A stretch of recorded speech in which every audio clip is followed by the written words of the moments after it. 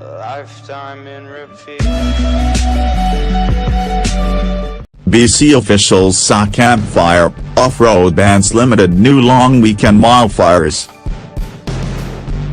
BC officials saw campfire, off-road bans limited new long weekend wildfires. A stove sits among the remains of a structure that burned in a wildfire on the Ashcraft First Nation near Ashcraft, BC, on Tuesday, August 1, 2017. The Canadian Press, Daryl Dyke. Restrictions meant to help stave off new wildfires in tinder-dry British Columbia appear to be working as people enjoy the long weekend, officials say. Kevin Skrepnek with the BC Wildfire Service said there were 127 fires burning across BC. Sunday morning, but only 6 of those were sparked the day before. With hot, dry conditions persisting throughout the province, the low number speaks to how people have reacted to prohibitions on off-road vehicles and campfires, he said. I think generally people are getting the message, he said. I think that speaks to the fact that people are taking the threat of human-caused fires seriously. With conditions that dire, it wouldn't be out of the realm of possibility to be getting dozens of new fires a day. Last week, the province banned the use of off-road vehicles in much of southern BC, saying the prohibition was necessary to stop sparks or hot tailpipes from igniting extremely dry fuel in the forests and grasslands.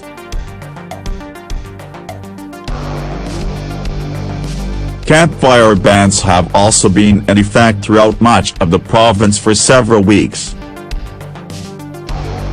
But one man in Williams Lake has been fined $1,000 for what RCMP have called a careless act that could have made the wildfire situation worse in BC's already scorched interior. Williams Lake RCMP were called early Saturday morning for reports of fireworks being launched. Police said in a release that officers responded and found several empty fireworks canisters on a man's property. Police said an allegedly intoxicated 34-year-old man told the officers he set off the fireworks in celebration of returning home after several nearby wildfires forced the community to evacuate.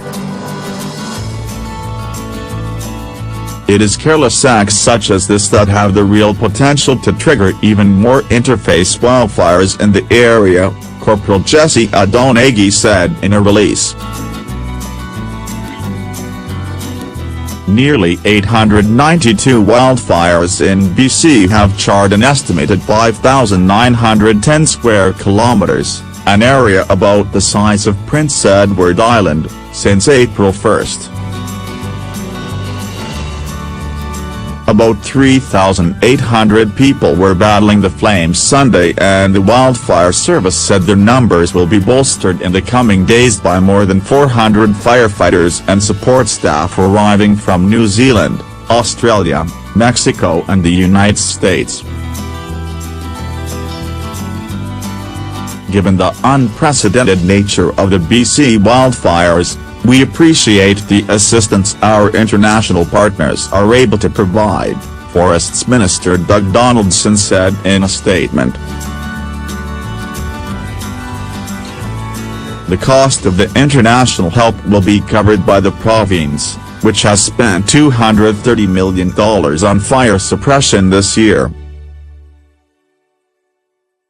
Christophe with Emergency Management BC said Sunday that almost 7,000 people remain displaced from their homes by the flames, while another 26,000 have been warned that they may need to leave at a moment's notice. Some residents of communities put on evacuation orders and alerts have questioned the process, criticizing how much information is being released via social media versus other methods. Duffy said the internet are tools that can be used to inform people, and he encourages people to use as many tools as possible as the fire season.